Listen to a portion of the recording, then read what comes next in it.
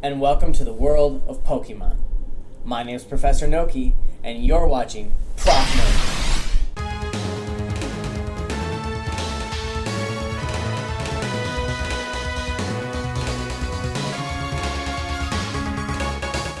Today, I would like to break down my theories and speculations regarding the future of Pokemon and where it is headed. For a game series that has lasted for over 20 years now, I can absolutely imagine that at times it has been very challenging for the developers of this game to keep things new, fresh, and entertaining for us fans, as well as the new fans that come into the series every single year, while also working to preserve the magic that has always been Pokemon. Although not all fans have really appreciated the approach, the developers of this game have always worked very diligently to make every single Pokemon game a unique and fresh experience in the Pokemon world to give you a whole new perspective of what Pokemon is all about. They generally like to tweak different aspects from one game to the next, such as the inclusion or removal of various game mechanics, increases and reductions to the stats of various Pokemon, and as we've continued to see, updated graphical textures and 3D models as well. As we move closer to the release of the upcoming games this year, I have grown very eager to see the different things that they have done to these games that set them apart from the ones before. As we are all already aware from the information we have received, there are some new mechanics to this game that a lot of people have been waiting for a long time. The ability to rotate the camera 360 degrees, the wild area with overworld Pokemon and multiplayer functionality, the return of bicycling and even an upgraded version of such, and the inclusion of some new mechanics like Dynamax, which seem to be very interesting and could pan out to be a really awesome battling mechanic. While it seems some other fan favorite mechanics such as the Pokéride feature and even the National Dex have been excluded from these upcoming games. For better or for worse, these changes have already given us a glimpse as to how these games will be set apart from the ones in the series before it. What else can we expect though?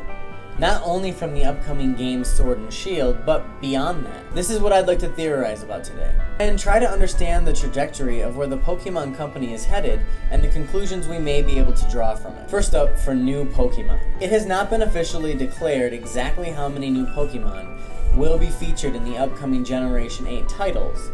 However, many people have speculated through leaks, hints, rumors, and even interviews with officials from Game Freak that there could possibly be upwards of 200 new Pokemon added to this region, bringing the overall total to 1,000 Pokemon across all regions. That is quite an extensive amount of creatures to keep track of, to make balanced for battling, to produce proper 3D models for, and to even give adequate animations for going forward in the franchise as it evolves in future titles. For this reason, I do believe that this very well could be the last generation that we see any sizable amount of real new Pokemon added to the game.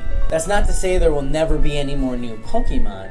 However, I don't think that there really will be another generation where we get dumped an entire 100 plus new Pokemon into the games.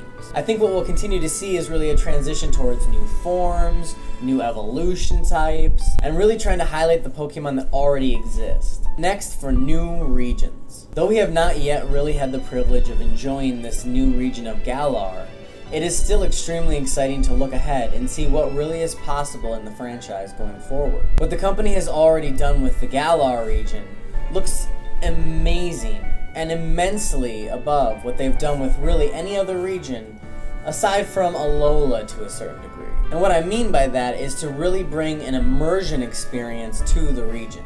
Not only is the region just based on a certain area in our real world, but it actually feels like you're really traveling through that area of the real world. Now that the Pokemon franchise has moved on to a console that delivers a lot more power for development, I do believe that regions we receive in the future will be extremely in-depth and immersive, and carry on the spirit of a real Pokemon adventure. As for a possible location of where these future regions may actually take place in, I do believe that after spending 4 generations traveling the world, that Pokemon very well may return to its Asian roots. With that, I don't really believe that it will probably take place in Japan again. However, there are other countries in the region that very well could be great locations for Pokemon regions as well. One country in particular in my mind that I think would be perfect for a follow-up to the Galar region would be one based in India. As some of you may know, India and the UK have a very extensive history that dates back to the colonial times when India was under British rule. Now, we have yet to see if there's really any historical tie-in between the real-life feuding between France and England in the Pokemon world between Galar and Kalos, and if that has anything to do with the 3,000-year war we learned about in Pokemon X and Y. But if it does, that could give a lot more credence to the possibility that another game would tie in to this historical event that they've been kind of building out. During the build-up and rumor mill of Pokemon Sword and Shield, there was a lot of conversation revolving around whether Generation 8 was going to take place in India, and there was some possible leaks that had come out during that time that were hinting that as well. Now, the very early development and planning stages for the Generation 9 games would have been and would still be taking place during this time.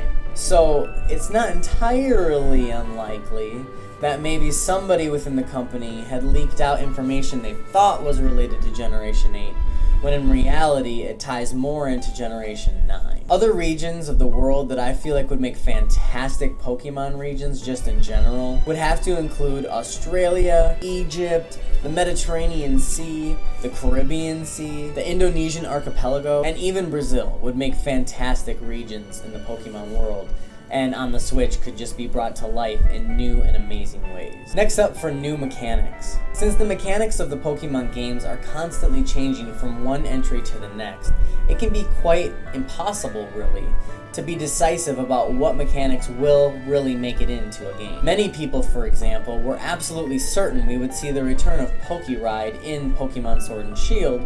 However, from what we've seen so far at least, this does not look like it's the case. I also don't think anybody outside of the developers could have possibly imagined a mechanic like Dynamax making it into the games, and yet they are. We've even seen some fantastic mechanics, such as following Pokemon, the day and night cycle, seasons, and even weather, that sometimes take generations to return to our Pokemon games. And there's one mechanic that comes to mind that fans have been absolutely begging for so many generations, and that would be the Battle Frontier, and yet we still have yet to see that in another Pokemon game.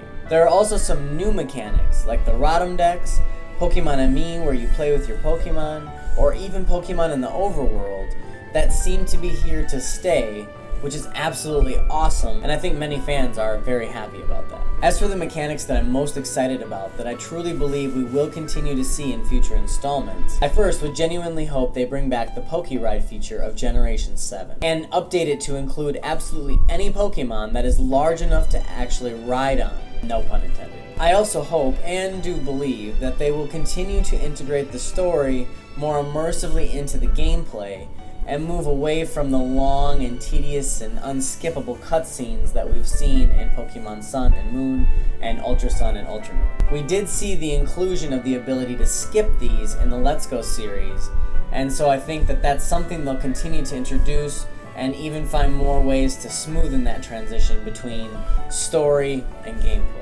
I also do really believe they're going to continue to explore and expand upon this idea of the wild area and exactly what it is that you're able to do there. Onward to the new games. Although there has been a lot of unnecessary doom and gloom revolving around the recent state of where the Pokemon games are and where they'll be heading, or even not heading at all according to some people, I firmly believe that we are on the verge of a whole new era of Pokemon gaming experiences that are all interwoven and connect the fan bases around the world in a way that has never been seen before. And with all jokes aside, I firmly believe that we are going to be seeing the Diamond and Pearl remakes probably announced sometime later this year after Sword and Shield's release or somewhere around there.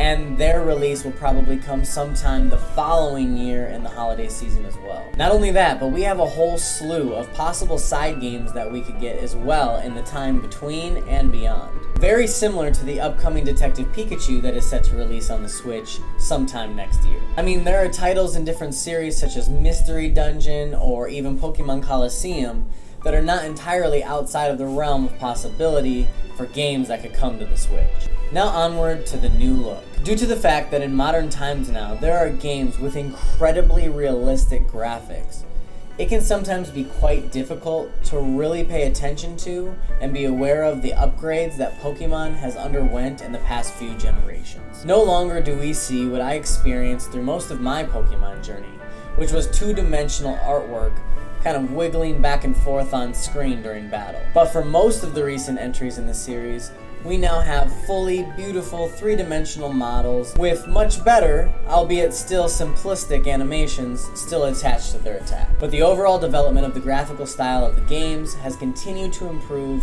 with each passing game that has been released. With the crossover from the handheld system to the much more powerful home-based console, Pokemon has also had to do something that very few game developers have, which is to really work towards redefining the entire graphical experience that they're used to developing upon and the ones their fans are used to playing, really bringing the Pokemon franchise into the modern times. It seemed like the Let's Go series was a bit of a testing ground for the developers on the Switch to really figure out how to use the space and power and development tools that they now had access to. While in the upcoming Pokemon Sword and Shield games, it seems they really started to test the limits and boundaries of what is capable and possible in a Pokemon game. And I absolutely love to see that. Now, there have been some people that have been very quick to critique and criticize the graphics of the upcoming games as not being quite good enough as they should be for being on the Switch. However, I would caution those that we really haven't seen the final product yet,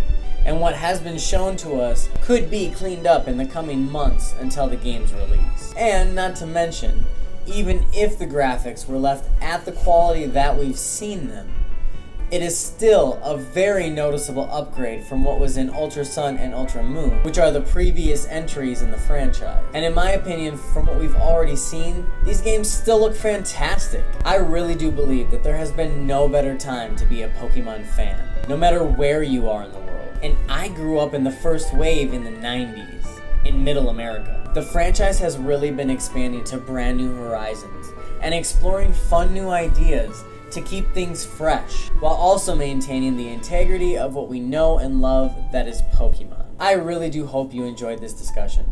Please let me know in the comments down below what you think of the current state of Pokemon and where you think the franchise is heading. Do you agree with the doom and gloomers? Or are you more like me and remain truly optimistic to what the future holds? Thank you so much for watching, and until next time, this is Professor Noki signing off once again for Prof Noki.